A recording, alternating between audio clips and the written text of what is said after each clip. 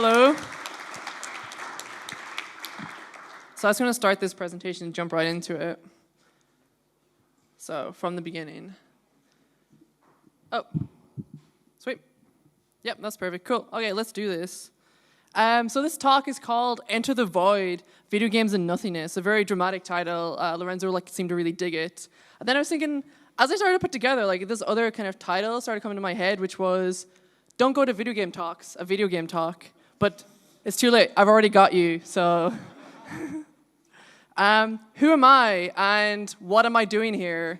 So as I was introduced, my name is Llaura Dreamfeel. You can find my work at dreamfeel.org. I have made a lot of games, like 80, 90 plus, and for a long time they were super bad, and I knew they were bad, but I couldn't understand why, because I was reading all the articles, and I was doing all the right things, and then suddenly, they weren't so bad.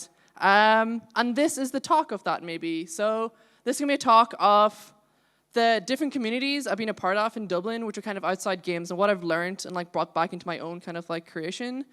So Dublin is a big important part of this. And also you should come to Dublin, because it is nice, and there's cool people there. This art is from my latest game, which is actually in Urban Spree at the moment. If you wanted to play it, it's called If Found, Please Return. And there'll be a couple slides with art from it, but I'm not going to really talk about it. But it's a collaboration between myself and Leah Young, the artist, and Liz Ryerson's doing music, and Eve Goldenwood's editing and stuff, and super cool. And a lot of the stuff I'm going to talk about is directly relevant to it, but you're going to have to join the dot yourself when you play the game and check it out. So yeah, as I said, Curtain, I got recognized last year, which was a complete shock.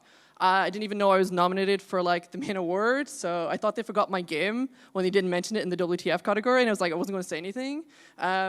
When I received the award, I kind of rambled a bit about games and stuff, and kind of enthusiastic, because it was such a cool surprise for an experimental and even hostile, but a kind of uncompromising game like Curtain to win the award.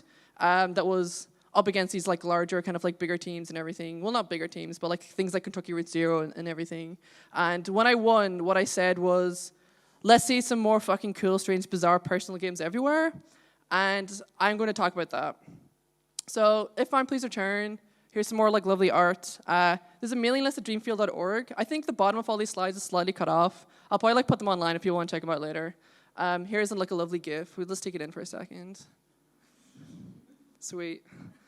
Okay, so here's the structure of my talk. I haven't given a lot of talks recently because I kind of I get really intense, put a lot of stuff into it. But yeah, I feel this really strong connection with the maze, and I wanted to come back and give something back to the festival and everything and be part of it. So I want to do something really different. I'm super excited about this. I want to give a really intense talk, but then also have really nice story time. So I'm going to tell some stories, and we can all kind of chill out and listen to them. So I'm going to open with a game called The Isle is Full of Noises. And then I'm going to give a short talk about creation and process. Then I'm going to give some more stories, which is Fluck. And then I'm going to talk about structuring your work and your art and giving back. And then we're going to finish with The Infinite Notebook. It's a talk about creating art and writing things, but considering your process and your practice and how that shape what you can create, and also maybe letting go a little and letting kind of elements of chance and other elements come into your game. I'm going to drift in and out of talking about these communities that I've referencing and talking about ideas and my own games and stuff as well. And hopefully the talk will feel it's burst into the scene, because I kind of am right now. So I also realized that I'm going to end with my summaries, because I really want you to get the summaries. So here's summary number 1. It's all about community. So I kind of started from a point where community was something that was first upon me. But then I realized that you can choose your community. You can choose different groups and everything, Just because you make video games, you don't necessarily have to be part of this large kind of industry. And you can create community, and you can you can change it and grow as a person over time. You can renew, and you need to renew and sustain and retire and change and grow. And then here's my 4 key points. First, find the cool, strange, bizarre people. A cool, strange, bizarre process will create cool, strange, bizarre work. Structure it so people can understand your bizarreness, and then also give back. And I think this is important, help other people create the cool, strange, bizarre games, because you owe it to them, You didn't create this alone. So we're going to open up with this first story game now called The Isle is Full of Noises. It's done kind of in a handcrafted kind of way. It was made in a very quick kind of process. It was made in a few days, and then I kind of put a story upon it. It's a pretty intense oral experience. So, like, yeah. The music's by Anna Meredith, who's a Scottish composer who's super cool. And she just released an album called Varmints, which you should check out. It's like Pitchfork Select, so it's super cool. All right, here we go. Display number right. Okay, so turn the music way up for this.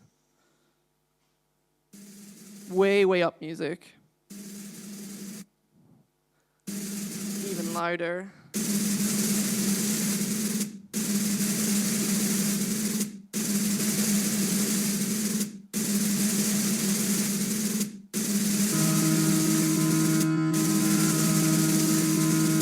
Seven years.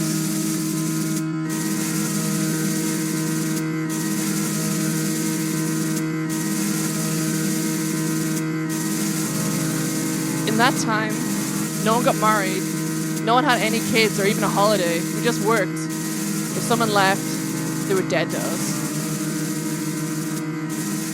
I had to prove myself every day, commit more and sacrifice more. Everyone depended on me, and I would not be a loser. I felt bullied and isolated. They drew cartoons, but I knew I had to keep going. I told everyone it was everything I wanted.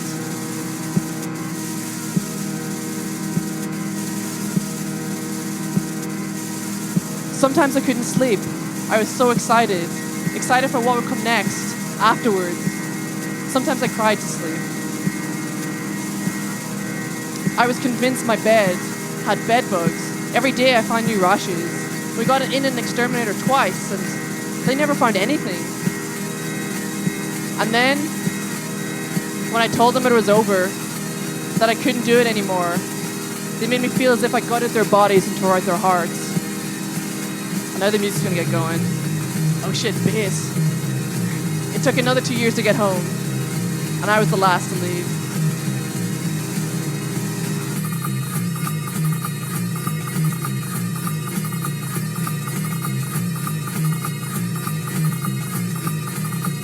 My mother met me,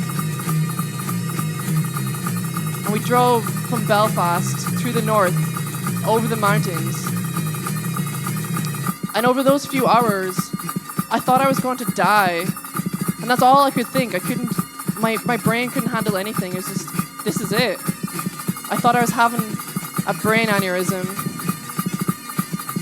My head was exploding, and nothing made any sense, and I could barely breathe.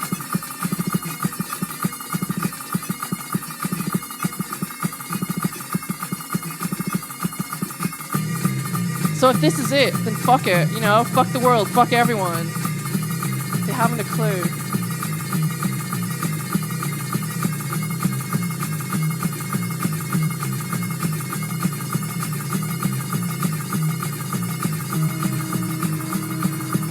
And I'm a loser, a dead, fucked up loser, an utter failure at everything. And my life is over.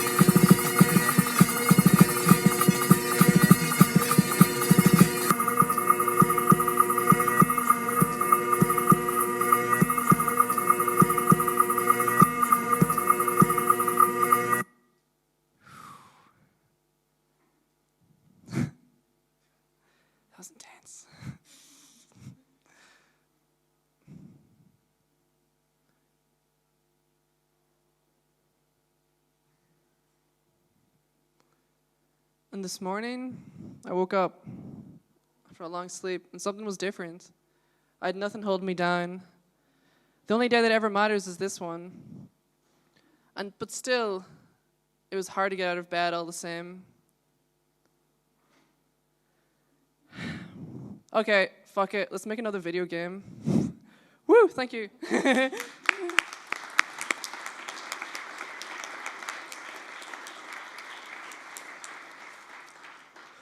That was like, I wanted to start on like a super upbeat note, so I hope like we're all like super excited now. Super positively go. I'm gonna take off my jacket, so I was like intense. Okay, so yeah, that was a game where I kind of limited myself to the only interaction in that game was moving something with the WASD keys, and I wanted to see like what kind of stuff I could create from that with like those limitations and still create a work that felt complete and finished. So in this first section is kind of titled "Value Judgments Are Meaningless" or "You're cool no matter what, good job." So I had a kind of a tricky relationship with community kind of growing up. This is actually, this is Fintra Beach, which is like right next to where I grew up. Actually, I was looking at this last night. I think you can kind of see, do I have like a mouse cursor? Yeah, I think you can kind of see my house, I think, here, which is like, maybe that might be my house, maybe, perhaps. But when I was a kid, like, so I'm from the northwest coast of Ireland, from a place called Donegal. It's very obvious, you can see the mountainy and stuff, and also pretty. Like, this is secretly, I'm trying to get everyone to come to Ireland.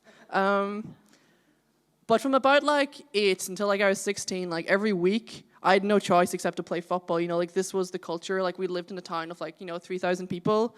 And this is something that I had to do. And yeah, it was a very alienating and not fun experience. Like spending like 4 hours once a week with like 30 boys, I guess, getting on a bus to like drive to the middle of nowhere, like over the hills and throwing up, and then sitting on a bench for a few hours and coming back again. And that wasn't a choice. Like that's kind of the community. And with this, it kind of pushed me away from community and the idea, and I kind of like isolated myself. This is also nice. So this is the pitch that we played on. This is like the new fancy pitch. But like I was back there at Christmas, and this is like all kind of run down. It's got sheep and stuff on it. So it's like the best kind of post-apocalyptic kind of like game you'll ever see. It's really nice. It's like pleasant. Okay, and I thought this picture was nice as well. It's like this is literally what our scoreboard looked like, replete with wheelbarrow. So it kind of pushed me into games, into kind of like my own kind of like personal creation. And I kind of got kind of far with that. And I ended up like starting a games company and doing all the things that I expected. And it was like, I was kind of like, this is what I was supposed to do. But at the start of 2013, that kind of all came crashing in on me. I realized that like, no, there was a lot of stuff that wasn't working here, and like this was not healthy or good. And I moved back to Ireland, and it was really tough because I knew nobody whatsoever. I felt like I had nothing, and I felt like I was completely starting from scratch now. And that was tough. And then I started to meet some like cool game makers. So I kind of came back to Ireland with the plan that I was going to like start a community and get stuff going. And like amazingly, like it had already started like a month before I got there. So like awesome. It saved me some like work. But yeah, there's like this really nice like small like ragtag group of like Irish game makers and stuff. And we started to become really close. And I actually gave a talk at one of the first events called Destroying Indie Monoculture. And I totally forgot this happened until someone reminded me recently, and this is kind of like the spiritual successor to. And like we've done stuff like Innisfree, like I think John O'Kane's in the audience who started it and everything. Go John. So where we go to an island off the west coast of Ireland and just like hang out and chill out, It's like a games event, like not unlike a maze, but where you're not competing with each other and you're not like just doing talks all day. It's just like, hey, let's hang out because it's fun. I actually think everyone in this picture is not Irish. There's like Americans and English and like, yeah, Europeans and stuff. But what I really want to talk about is the communities outside games, and that I started like to meet and come together. And so a lot of the people who've had like a lot of influence on me, so like writing and like the literature scenes and comics and zine fairs and Fumbly, which I'll explain later, and then like classical music and social movements, so much more. And the point is, like, you reflect the work that you take in and those who are around you. And if you're only surrounded by other game makers and other games people, you're going to make games and work just like them. And there's a much bigger, like, world out there, and I think it's super important. I think rather than being, like, game makers among other game makers, like, be a game maker among poets and a poet among game makers. And it's not that these other communities are smarter and know better, but it's that they're different, you know? And you want to like grow as a person and get all into all these things. So yeah, I'm going to like talk about some of these, but mostly I'm just going to like jump between points really quickly. So the one that probably had the biggest impact on me was I started going to this group of experimental writers, and this was only for 6 months, 6 to 9 months, but we met once a week, and we'd share our work with each other, and we'd discuss like authors of different processes, and then each week we kind of had the assignment to write something new for the following week. And this kind of weekly structure, which I would super recommend to everyone, was like exactly what I needed. It was transformative.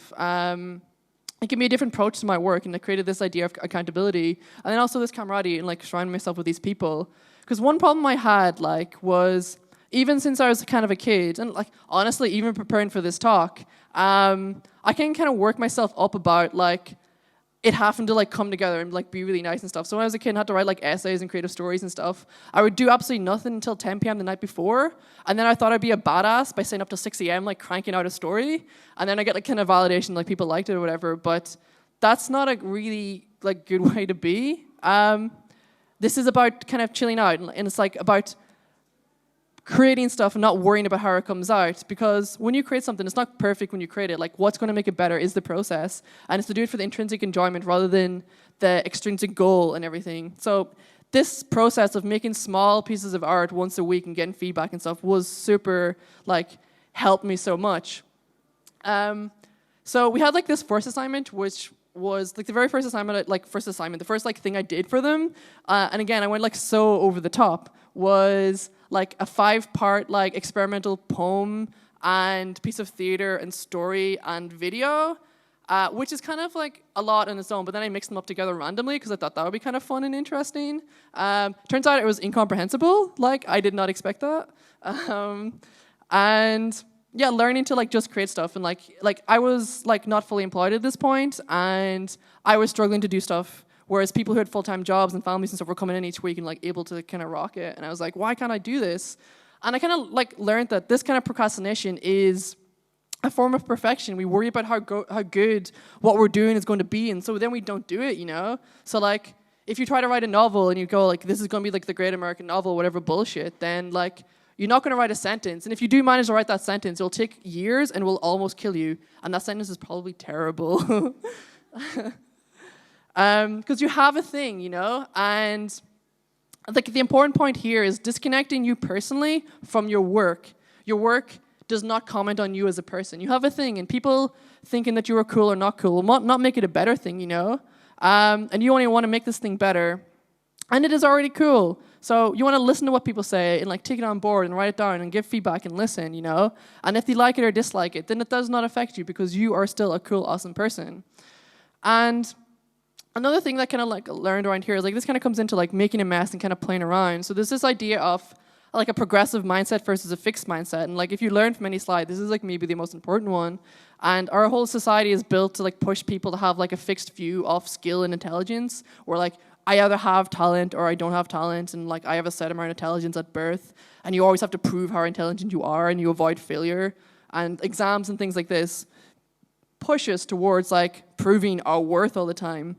Whereas people with a progressive mindset kind of understand that intelligence and skill is malleable, and we get better at things by feeling, by learning, and by processing and doing.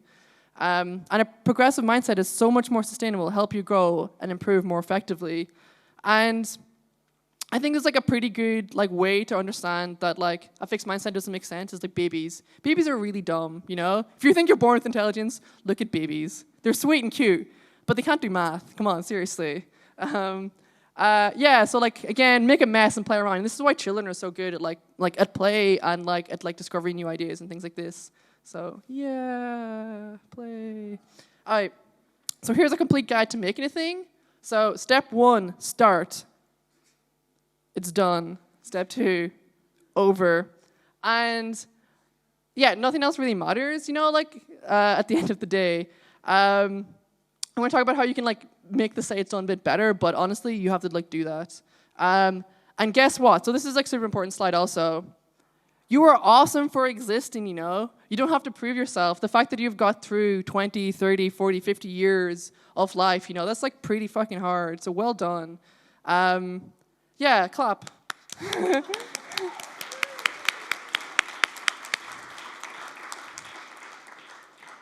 And like, you're no better or worse for having made or not made a hit video game, music, or album. Your worth is not tied to your work.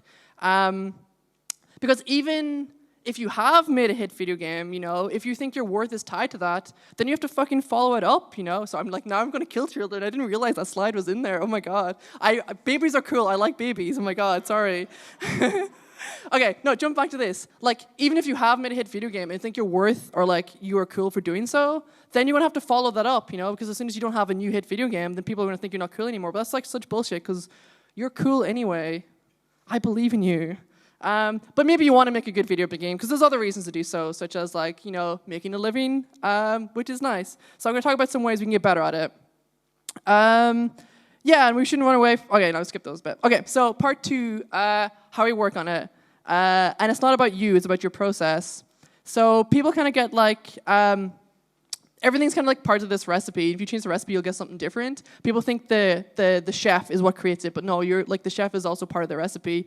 And every piece of knowledge you have goes into this, including your assumptions. So if you follow all the rules and good advice of others, you know, then you'll make it something exactly like them. If you like completely consume like every GDC talk in like Gamma Sutra and do that to the letter, you'll make something like all those people who made those talks and stuff, you know?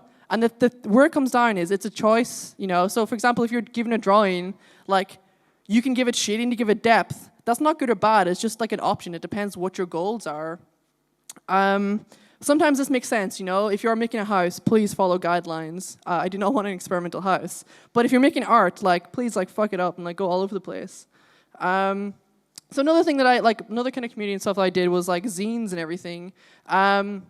And like some of the lessons I learned here is like, you know, don't waste time on like stuff you don't have to. Like capture, when you're making a game, like capture the feeling of a thing rather than the thing yourself. And also the zines were like, again, it was less about like, I mean, I think I sold about like 5 copies of Curtain on CD. But I met some fucking awesome people, which was like way better. Also, sorry, I probably should have given a content warning at the start. I curse sometimes. I don't know if you've noticed yet. I think I've gotten away with it. But yeah, it was like the people I met, but also the process of it was really, really inspiring.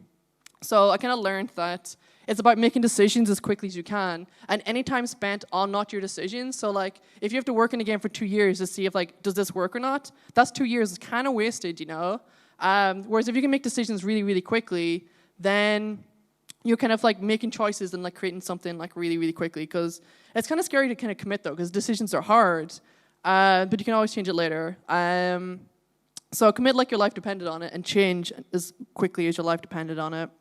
So I'm going to talk briefly about Cybermen. No, that'd be great. I'm going to talk like about choices. So again, like making choices as quickly as possible. So I mean, yeah, like again, you want to be like get your process really, really quick so you can like do this kind of thing. So there's like 3 different kind of choices I'm going to talk about here. So there are choices that you decide and give a reason for. So like, I want my game to be black and white because it's like a silent film. It's like, okay, sure, whatever. There are choices you decide without a reason, and I want my game to be black and white because that's cool, which is kind of nice. But you have to be kind of careful, like, if you're deciding without a reason, is this coming from inside or outside? Because if it's coming from inside, it's like, I just want to do this thing, that's awesome. But sometimes, like, decisions can come from outside, and they kind of reflect the society and culture that we live in, these unquestioned assumptions. So, like, if you're Miyamoto, well, obviously the princess gets, like, you know, rescued because that's the way it is. Or, like, you know, if you're making a game, of course, like, all the characters are white because that's the way it is. So, if you don't have a reason, then do check if it's coming from internally or externally. But the kind of decisions I really want to focus on are the decisions that are made for you, the happy accidents. The important thing here is these are still choices because you decide to keep them. And as you keep touching and working on your project, those little happy accidents, like, they either fit what you want to do or not. And again, you want to be making decisions as quickly as possible. So you want to create a process to make it as quickly as possible. Like, one of the kind of techniques, which I wasn't aware of, but I had never made before, was cut-up technique, which is William S. Burroughs, like, who would take lots of books and cut them into pieces and, like, scatter them all around and, like, take out of it. And here, which is fantastic, is you don't have to make the material. You're just kind of selecting it. So again, there's all these choices which are made for you, and you're making them best of what you have. And these choices don't have the stink of intention because they are from outside yourself. So here's like a zine that I made. I don't know if anyone can read this, and I really hope they can't.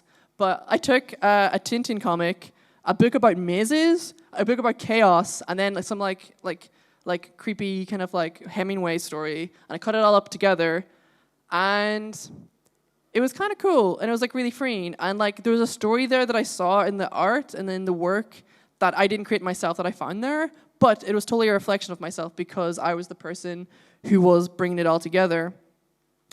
And this kind of like speaks to this. Oh wow, it's all kind of crooked. This speaks to this idea that Robert Bresson is kind of like touching on, which is when he's talking about films. He has this quote: "My movie is born first in my head, dies on paper. It is associated by living persons and real objects I use, which are killed in film, but placed in a certain order and projected on the screen. They come to life again like flowers in water." Like the purple language aside, like what he's getting at is the film process for him had all these moments of serendipity and moments of like other people like messing up with his like kind of perfect vision, and games don't really have that very well. Games are kind of like terrible. Games are here's like my pet peeve. So like often you'll see people with like really great like references and stuff, and then they go to recreate it and like they totally miss the point. It's like it was how it was put together. We have a very kind of dead process where there's not a much chance for like accidents and everything get in, and actually we spend most of our time getting rid of like the accidents and stuff. And we emphasize again the creator and the internal stuff. And I think it's really important to introduce these forces beyond our control that can make like interesting stuff happen. So one way that I did that was, this is a game that, and again, this is like around the same time. This is like when I started getting kind of okay-ish at making games. This is called Train Song. And one, like I de-emphasize mechanics and stuff, but also the art process. Like it was made by myself and Dave McCabe, a writer, and we both wrote the story and we both made the art, but we weren't artists by kind of general understanding. Like we couldn't draw to save our lives, so we found a process that allowed us to kind of create something interesting, and we had like so much fun cutting up pieces of paper, making clay monsters and stuff. And that process like had weird accents and stuff come out of it that like, you know, coming up with concept art and spending like months on it would not have happened, and it introduced this dynamism to the process. And then it also, like kind of moving on from this, like it also introduced this idea of like style, you know, because we had made a choice and the choice was obvious to people, so that became kind of distinctive. And in some sense, like style is just having discernible choices. So, for example, this is like last month I made, with Leah, I recreated the first 5 minutes of Citizen Kane. And if we have time at the end, I can like totally show you because it's totally awesome. So yeah, in one sense, style is about having entirely discernible choices to the audience, so they can understand something about your process and vision, so instead of making like a black and white game. So like, if you just try to recreate what everyone else is doing, like where there's AAA, if you just do the standard things, so like super realistic graphics and whatever, then you're creating like all this work for something that won't be noticed. Whereas you can make choices that will make your work easier and also like be a clear choice, which is interesting. So don't do this, please don't do this. This kind of stuff, like, not necessarily have to be physically, you know, but you can also be bugs and glitches and stuff like this. One of the zines I made, which was kind of cool, is I took like lots of art from like How to Be a Great Artist and like played around with it. So in How to Be a Great Artist by Andy McClure and Michael Bro, you're kind of like playing with like this art tool, you know. It's not like you're not trying to achieve a goal, you're not trying to like create like a masterpiece, and actually in your, like it kind of like throws it in your face, but like it shows you the Mona Lisa, or shows you like a famous painting, and says to recreate it. But the way the game works is you hit any key and it just does random effects and you have like no idea what's happening, and you just like explore and play around, which is really, really nice. Also, here's a cool bug from Mario 64 where he's like swimming through the air. Another event, so another event that I run is this weekly film club. It's like one of my favorite things, and it's again just getting like these influences from like completely different places. But I mention it because recently we watched this super awesome short film called RGB XYZ by David O'Reilly, and we watched his later stuff as well, I didn't like nearly as much. What I really liked about this early film by him was you could really see him grappling with the tools that he was using and like trying to use them as quickly as possible such that he could create interesting work. In The World of Tomorrow by Don Hertzfeld, again, he has this idea that like each different scene is a completely different process, and he tries to make it really quick so that you see the process is kind of like discernible to the user, you know. So like making things really quick and dirty, you can see how your tool aligns. So don't like worry about the things that don't matter. And again, if you're making things quick and dirty, it makes it easier to make them. Make your process do the heavy lifting, not you. You know, you want to be spending your time making as many choices, not fulfilling your choices. I started to think I should probably put more pictures of my games in at this point. So yeah, make things really quickly. Here's some of my really super rough games. Like the one on the right, super awesome. You're like a Garda, like a cop at a music festival, and you just go around like telling people to calm down. So I found a YouTube video like with like an interview with a cop like who pulled someone over, and I have like all the voice clips, and like you just hit X to like calm down or X to like what's going on here. And as you walk around this festival, everyone's kind of like on drugs and stuff. And there's another one made with Cool Tool. Cool Tool's awesome, and then Istanbul, Texas up at the top. But what's really, really awesome about making things quickly is that you're inviting the player to kind of like fulfill the process for you. You're telling them, like much like the Velvet Underground, obviously, you know, like the quote is like it sold 1,000 copies when it came out, you know, but 1,000 bands started. It's like I could do that, you know. When you play these like super rough games made by people, like I could totally do that. That sounds awesome. And you're inviting people in to like be a part of it. You're inviting people into the process. And also, by making things really quickly, you're kind of, again, getting away from like, I have this great idea, like how do I achieve this idea? And you're just playing with the material that you have. You're saying like, here's all the pieces of Lego I have, what can I build with this? Rather than like, I want to make a game about like being a sad statue on an island. I'm going to spend 7 years and it's going to be line puzzles, you know? Like work with the tools and material that you have. Sorry, witness reference. I hope in his original design doc that he said, I want to have sad statues, so I would be very happy to read that. And like, time is the most important and pervasive material of all of the materials. So again, we're trying to work with the materials that we're given rather than like trying to force our idea onto it. And this gets back to this idea of like the great American novel and that idea of procrastination because it's not good enough. We are afraid to let something be what it is, to be shaped by the moment that we make it. You know, if I make something today, it'll be different from what I made yesterday. But let it be whatever and work with it, because once you have something, you can keep touching it and turning it and give it time and like move on, you know. But again, consider how time itself is, you know, like the fish in the fishbowl who can't see the water. You know, it is the most important and pervasive material, and kind of like be okay with time passing because it's awesome. We rarely consider or value the process except as a means to an end, and we instead fixate on the result. Most often we have a specific goal in mind and we head straight for it. We force the tools and the shapes we think we want and ignore everything else. We try to remove as much of the recipe as possible, much as we kind of shown. So I'm going to illustrate all this with like this game that I was making called, this was called Cats and Cars Listening to Radio. So I made it for some friends of mine in Seattle after I stayed with them. Also, like making games for friends after you stay with them is a terrible idea, especially if you have a really unhealthy attitude to making games, because I spent 3 months on it. So I had this great idea. So the way the game worked, you can see kind of there's a paw in front of the radio. The entire world is made out of pixels, so like a normal kind of like pixely game, you know, like your little sprite, except all the pixels are kind of flying about in the air randomly. And as you tune in the radio, the pixels start to come together again, and the car starts to cohere and reality becomes real. The music goes from static to music, and you drive through Seattle. And it worked really well, and it was really cool, but I like had this idea, and I was like, like twisting myself in knots about it. And in the space of a weekend, I took the kind of technology that I made for this game, and I made a much better game, because I was just fucking around and just like, what can I do with this now, you know, rather than I have this idea I must achieve. I'm going to talk about that in a second. I'm going to show it. So it was created for like this group called Fumbly. And again, Fumbly was like this kind of like work collective that I was a part of. And it was a super diverse group of people. I'd gone from being in Scotland where I was surrounded by, you know, 20-year-old like dude bro startup tech people, which is like such bullshit, to like now like I'm like the youngest person here and they all have families and like they're like super diverse, cool people. And like it was actually like mostly women as well, which is super cool. So it was kind of like, it's like based in Dublin. It's kind of like a business art collective. Like a lot of them are architects, so like it's quite businessy as well. But that's kind of good because like sometimes you need to kick up the butt to make money, and you should totally be okay making money because some other shit's gonna make money instead anyway. But what was really cool about it? So yeah, I mean that's like part of it. Like, you know, sometimes marginalized people like, oh, I don't want to make money and stuff. It's kind of like selling art. No, you need to live, dude. Like make money. Bonus point. So it's kind of a co-working group. But what's kind of cool is they also have like this exhibition space, and they're putting on this exhibition. And I decided to take this Cats and Cars game and make something cool with it really quickly. You can actually see in the background here, here's another kind of installation I made, which was like a boat in the ocean. It was also kind of all cardboard and stuff. And there's like a wheel, and you turn the wheel to steer the boat. But there's also a fish tank, and as you splash the fish tank, you create waves and stuff, which is kind of cool. But that's besides the point. So here's the Cats and Cars game again. And here is the experience that I made. So it was this tent experience. So I took like there was really cool rain in that Cats game, and I decided to make an entire game out of it. And I was like super inspired by Panoramical at the time.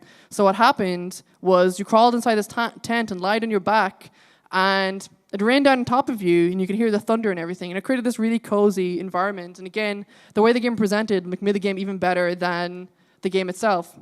But as you lay there, I had a MIDI controller, diagram number 1, and you would turn the dials and kind of mess with the art and all this kind of stuff. So this is our second story time. If I want to be joined by Louise Adelaide McKeown, I'm going to do story time number 2. Whew. Okay, give me a second, I'm going to plug it in. Here you go. So this is like a shorter one. So I decided, much like in the spirit of like, I made this tent installation in a weekend. I actually put this game together like 2 days ago, like on the plane and stuff. So I wanted to show off the tent game, but I added some stories and stuff to it. So this is a world premiere. Also, the first one's a world premiere as well. So 2 world premieres in one talk. That's how exciting. Okay, here we go. Where's my mouse is disabled, that's why. Okay. I have to click this thing, and we should be good. So, play. They're all made with Unity. I should have taken that tag out. Oh man, I'm such a sellout. So yeah, music up again and stuff. So like super loud music, please. Yeah, even louder. So this is what people experience, like kind of sitting in the tent. It was described by Julian Goff, like now he lives in Berlin, I think, as somewhere between a camping trip and psychedelics in the Starship Enterprise. So I'm going to read these kind of short stories, very, very, very short stories. Shower. The last thing I said is that I might be late for tea. I stepped under the stream of falling water and looked up. The water filled my lungs. My lungs expanded like 2 balloons.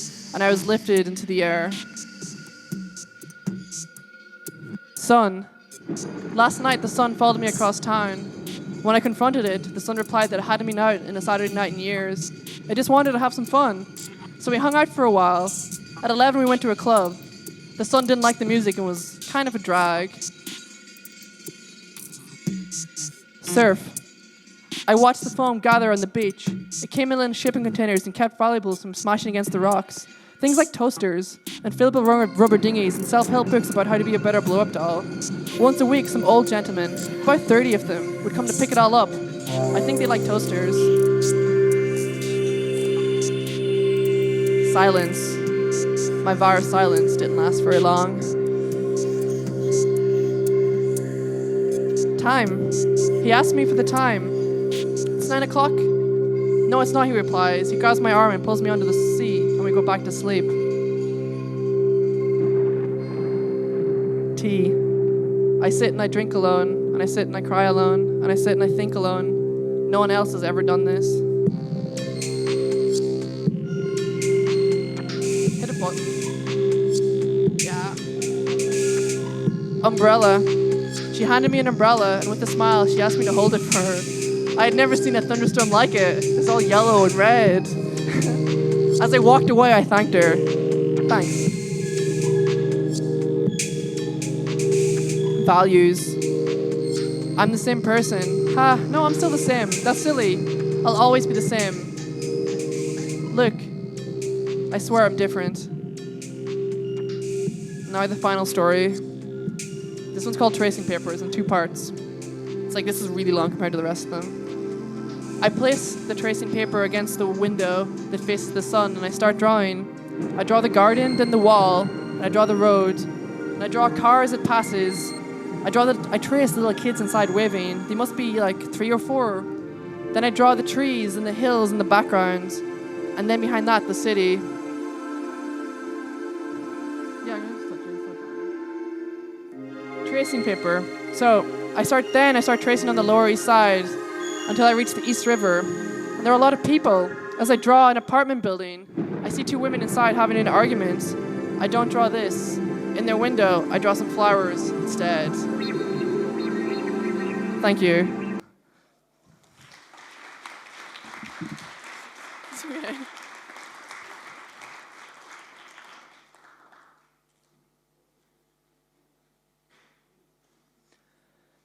Whew. Let's take a break. Yeah, no, it's been like super intense. So like, no, please, like, take a minute. Okay, part 3. Here we go. No breaks. No rest till Brooklyn. So the next important thing is that we have all this material now. Like, what do we do with it? Like, in that last, the reason why I wanted to show you those stories was I started writing these like tiny stories on the way to work, and the idea was to, one, just write anything, not to worry about it, but secondly, to know when to stop, not too soon and not too late, to know when it's complete. And this kind of daily practice, so to know when something feels complete and finished. You know, I've played jokes which feel more finished than like 100-hour-long games. And it comes down to this idea of structure and how you position all the work together. And like structure in some sense is just juxtaposition. I played this game before you guys came in. It's like a 5-minute game. It's like my favorite game of the year so far. One kind of like test I'd like to apply is called the so what test, you know? So that the game or whatever is more than just a first idea or a setting or a mechanic, you know? Like, hey, I made a game about an octopus under the ocean. Okay, so what? Hey, I made a game where like you shoot like shoes at Hillary Clinton. Okay, so what? The idea is you got to go somewhere, you know? So if you're an octopus who lives under the ocean, who plays the xylophone, you know, is it hard to get like bands together? Like, do you have to practice? Like, what is the water effect on like your like xylophone? So it's this idea of structure and going somewhere with your work. With Islands Full of Noises, for instance, like I had all the art and I had this game done, you know, but it didn't have the story and it felt like it was just like a throwaway. It didn't go anywhere, nothing happened. And then last minute I chucked like out everything I had, the story, and I put on the story that you heard here today. Like, there's this idea of like levels of games, you know, so like at the very bottom level, like every second, you know, like we exist in the present, which is about 3 seconds long. And what we sense is this kind of idea of the phenomenological. I'm starting from the bottom up. And then when people talk about games, like what they like almost like entirely 99% like focus and talk about is like what would you describe as rules in the middle, like kind of the minute to minute, like what like you'd call the 30 seconds of fun. And then at the top you have what people remember, the greater structure, which is what I want to focus on now, and like what happens over the play session, the play experience, or or the entire game's life. And most people focus on the middle one. Some people focus on the bottom one, which is fantastic, but like the top one, like I think in terms of games, like people are really bad at thinking about structure and like working on games which aren't just like, you know, completely flat experiences, like something like FIFA, for example, which is awesome. I mean, it has its own kind of inbuilt story and stuff, but people just work on, I must make this one game system really, really, really good, when in fact, you know, think about the structure of what you're doing. So Proteus, yay, Proteus and Maze winner, woo! I wanted to find an example. I think it's a really good example, because like I think people miss, to me, what is like such an important, powerful part of Proteus, which is, okay, so second to second, you have obviously the music and the art and the mood and the walking, you know, so that's your like phenomenological experience. You have what you describe as what you do is like, oh, you explore an island, the island's different, and you chase frogs and discover things. But to me, what makes it super special, like what makes it a symphony, is this structure of the seasons and how you go from like spring to winter, and then it ends with a very dramatic moment where your eyes close and you like float off as this giant into the air, like.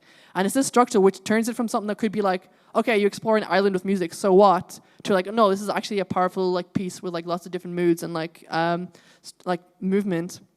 Here's more pictures from my Citizen Kane game. I'm trying to tempt you and get you to convince me to play. I will play it live on stage if we have time. Again, with those tiny shorts, it was like to write a story where I didn't finish too soon and I didn't finish too late. So like each of those stories, like it was contained in a sentence if it was a sentence long. It didn't need to be longer. It's done when it's done. So one kind of common, very easy structure to think about is kind of flash fiction, where it comes from the idea, like they're kind of very short stories, but the idea is that in the last page, the last paragraph, something happens which kind of flips your understanding of everything else up until that point. You know, you can think of the Twilight Zone as like a twist, which kind of like, again, like a joke, you know, gives it a structure that you can hang on to. A slightly more like involved kind of like structure. So this is kind of what I apply to absolutely everything, like constantly. I'm kind of like inane about it, but is this idea of establish, develop, twist, conclude, you know? And in fact, you could probably just like break that down to like establish, twist, to be honest. Like, again, just juxtaposition. So instead of like looking at an idea from one perspective, you start looking at it from multiple perspectives, and suddenly it becomes like a more fleshed out, real, kind of like fully dimensional thing. And this, like 2 years ago, I actually gave a hyper talk where I talked about game texture. So like, it can also be like, this doesn't have to happen in time, you know, it doesn't have to be story. It can be how the elements of your game combine to create like something greater than like all those elements coming from one direction.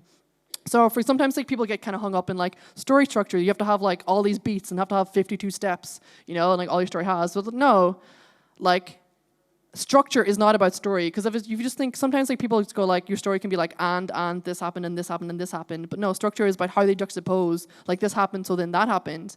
And it can also apply to mechanics. There's like a cool little game called Packerton, you know, where like they establish this kind of like packing mechanic and then they develop it and then they twist it. So apply this idea of like establish, develop, twist to everything if you want to create like fully dimensional round things. So for example, Curtain like is like so structured, like there's like so much stuff. And sometimes I worry that people are like, oh hey, it's a game about a destructive relationship by like a trans person, woo. When there's like, it's more, for a start, it's more about the after effects of like such a destructive relationship, how this kind of stuff like sticks with you.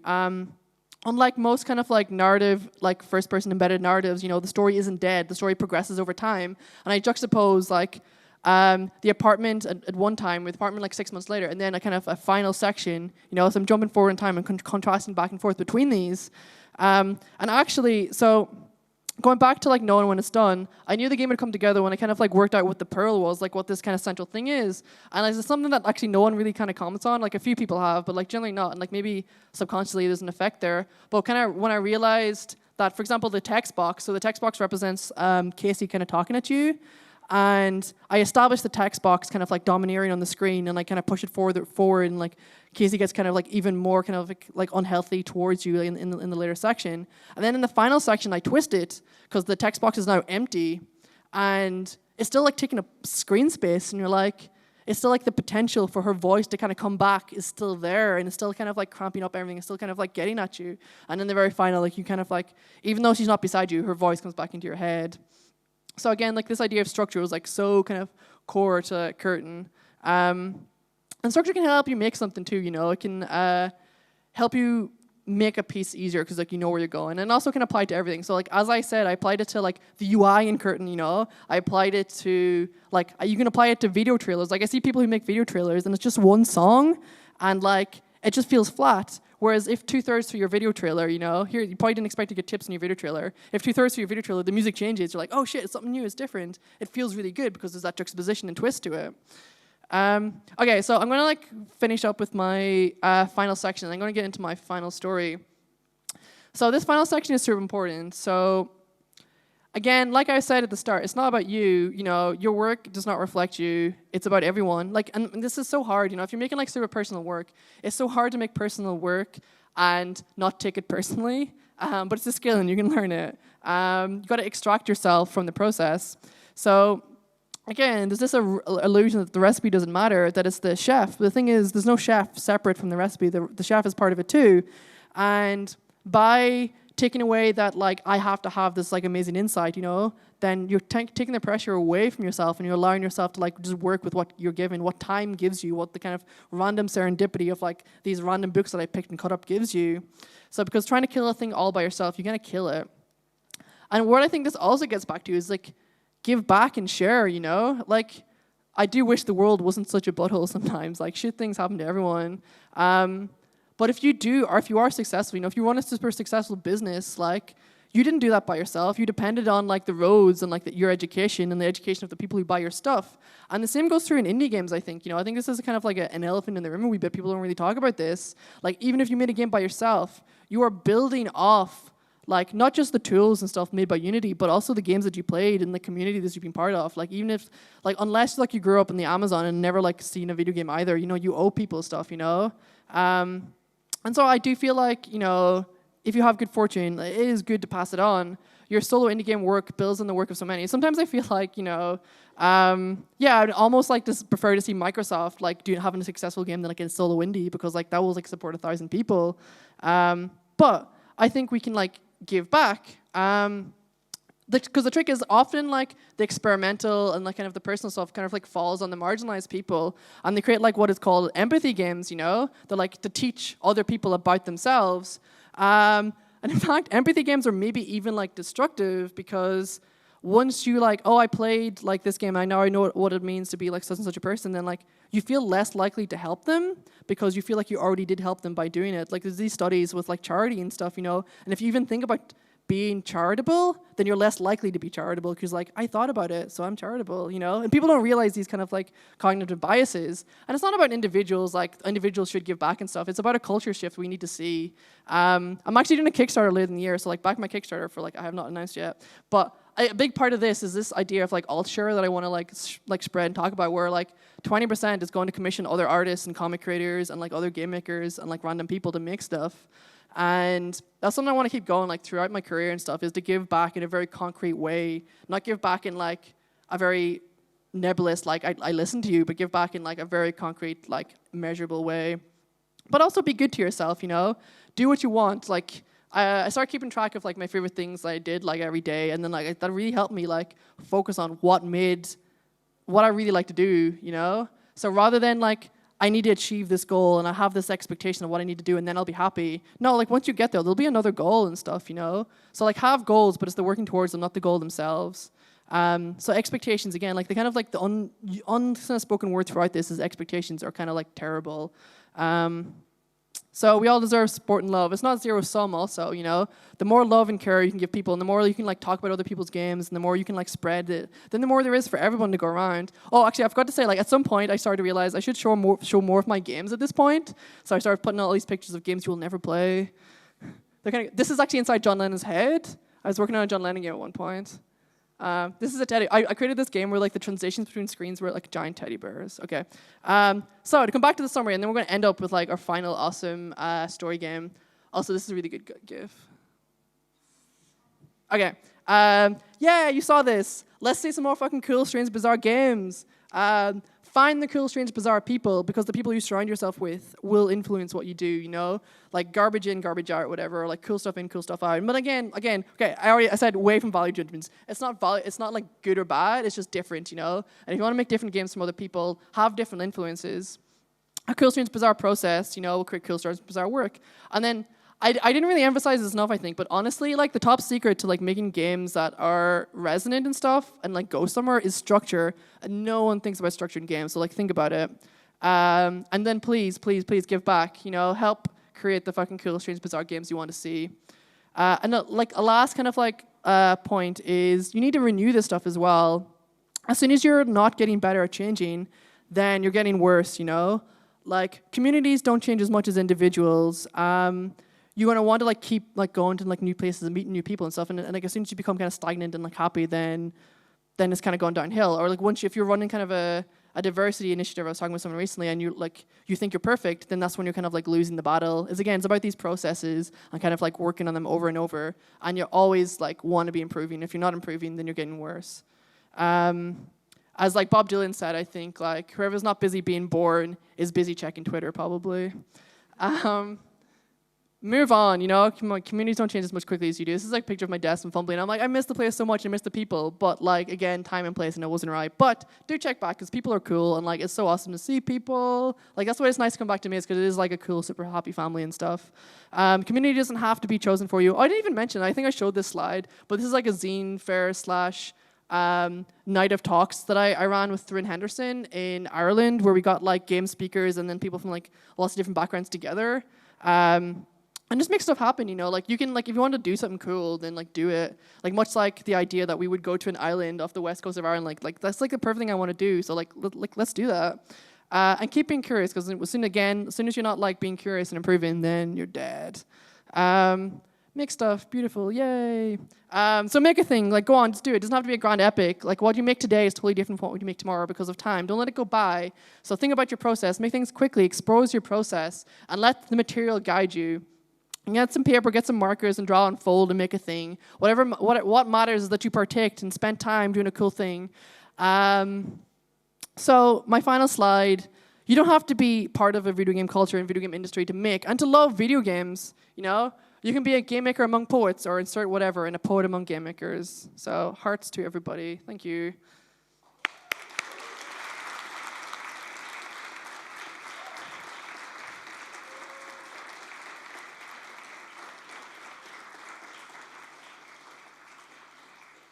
Okay, so like now I'm gonna like finish with the final story. So this was written. This is the very last thing I did as part of my experimental like writing group. The roots of it are like 2 years kind of old now.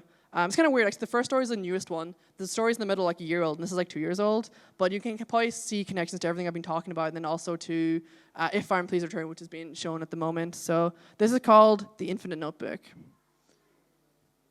So hopefully the dialogue box will open. Okay, I might just like open my folder and open it here.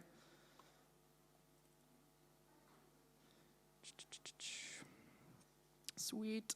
So cuddle up for a story. I wish we had a fireplace. That'd make this so much more effective. Okay, so we should have music if you want, like, Maestro, like, turn it up and stuff. Music? Yeah, super. Get louder and louder. Awesome. Okay, this is called The Infinite Notebook.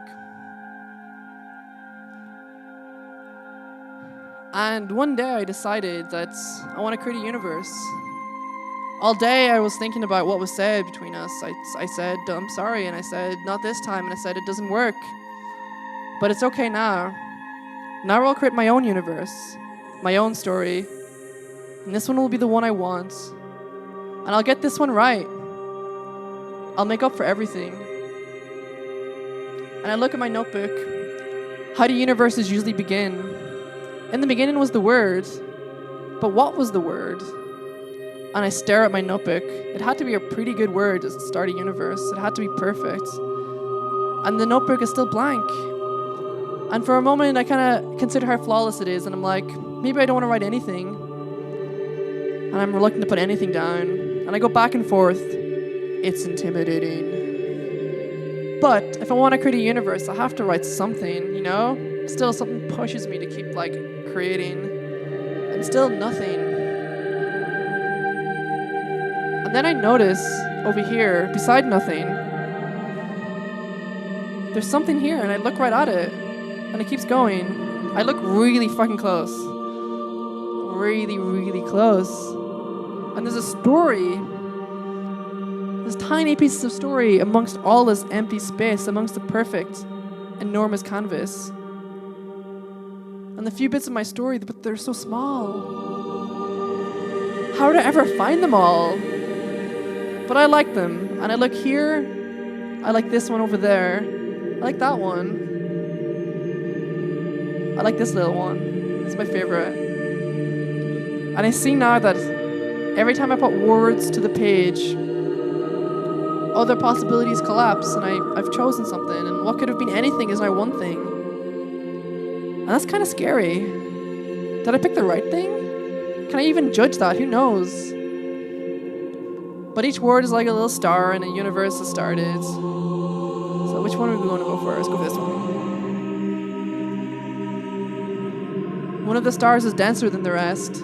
It's a story! At last, the audience exclaims, there's a plot! And there are two people climbing a mountain. This is the start of our story. And we'd met at the hostel the night before. And the two of us decided to go hiking together. It was her idea. We left a little late, and by this point in the afternoon, we're exhausted. It had taken a few hours already to get this far, and the marshy ground is heavy going. When we finally reach the top, I feel a little relief. The goal is in sight.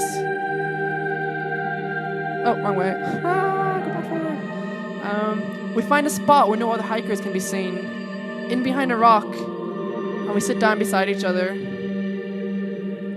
I don't really know how close to get. Neither of us knows what to say. So I produce, I take out of my bag one of the bottles of water, and we take turns passing it back and forth. And we look around at the mountains, and I try to name them, and then try to look to the city below. And we talk first about sugar loaves, then fishing, and anything else but what we want to. And I know what I should say at this point. What's expected, but I can't bring myself to say it. I'm supposed to like her. I don't. I think. Maybe I do like her. So I want someone, anyone, like literally anyone, except not right now, not her. And I feel so wrong, completely wrong, and I can't wait to leave. Will we go? She asked finally. Okay. That was it.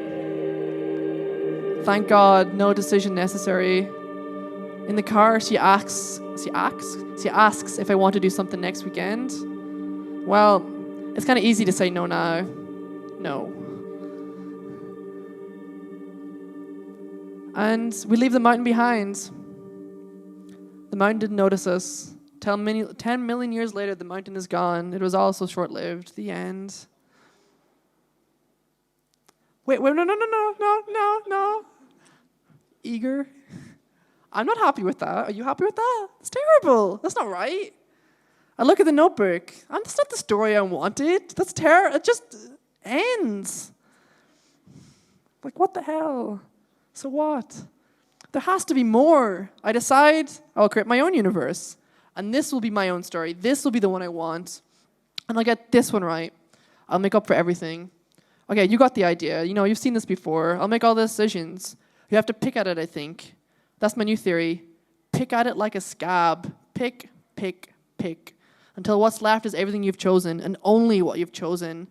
Even if it's a little bloody and raw at this point. Okay, let's fast forward to the bit with the stars. Here we go. Okay. So their names this time. That's interesting. Tom. No, Tom's too tall. Steven. Hard luck. Try again.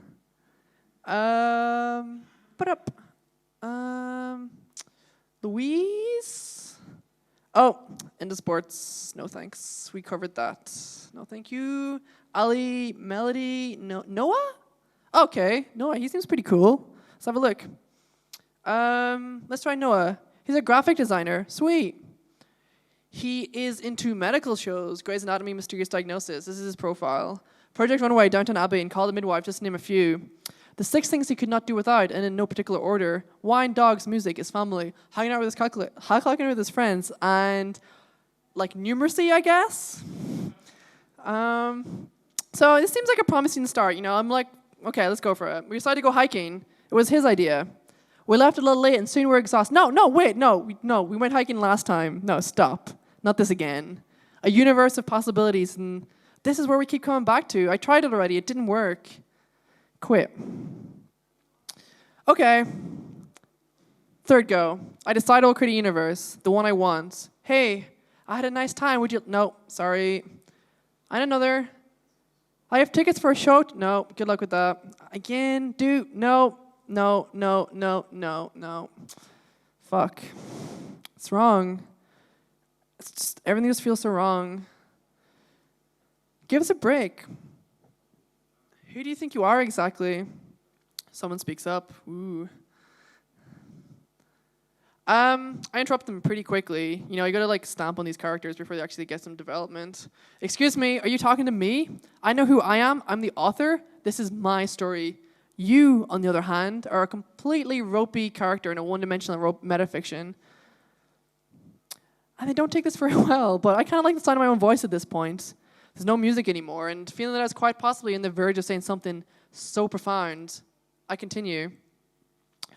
I'm looking for someone who can further my character development and teach me to embrace life and the infinite mysteries and adventure within mine, or at least bring this short story to an insightful and heartwarming end. Right now, you don't even have a name. That's it. I'm out. I'm scrapping every universe. All these stories are terrible. There are no good ones left. That's rich, she speaks again. You haven't given any of us a chance. You haven't tried to even once listen, not even to me. We haven't tried to once even really talk. You'll have your epiphany and I'll be gone, so I don't know what you expect to find. And none of us will stick around. For the record, the name's Claire. And she left. And then, as I sat there, I wondered, this is it. I can't zoom any farther. I'm almost at the end. So I look back at where I came from. So it should be music again. Lots and lots of music, as loud as the music can be. And I just accept it. This is the story I have. It wasn't the story I started or middled, but this is the one I have. Can you turn up the music if you have music? Yes, perfect. And I'm okay with it. This story exists, it's real, it's not perfect. There's not one car chase or bank heist, and it doesn't even touch on what it meant to be a rice farmer during the War of Liberation. It's blemished, and so completely full of blunders, but that's where the flavor is. make the music even louder. And I look back as every word gets smaller and smaller.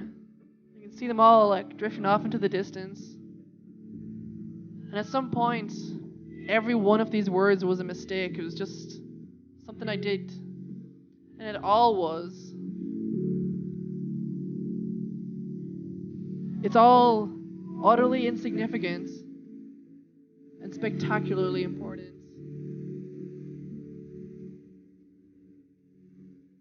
And so, I decide I will live in an extraordinary universe. Not the one I want, just the one I got. And I'll make stuff happen and I'll accept what does. Of course, acceptance doesn't mean I won't miss things. Claire seemed pretty cool. She seemed like someone I wanted to know. And now that I look at my notebook, it doesn't seem so empty. And the empty bits, they don't seem so overwhelming. There's a lot of nothing. But then again, once there was only nothing. And I think I got it. Thank you, my one-dimensional manic pixie. There isn't value in dreams, or expectations, or in potential or possibilities. They can help, but the value is in the word. Possibilities, until realized, mean nothing. So I finally know what to say, where to start the next story. It was just one word. It wasn't sorry, it wasn't later. In the beginning was the word. And the word, oh shit, this better be good, was, it's a really big one. You can start to see the effects now. In the beginning was the word, and the word was, drumroll, let's.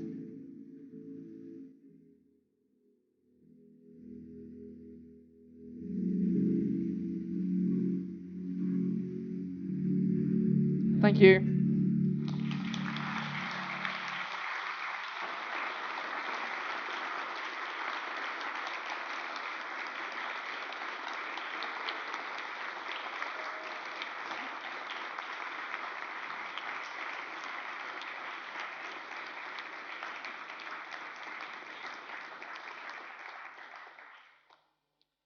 So I think we're kind of like out of time now. I'm gonna like put up the last slide.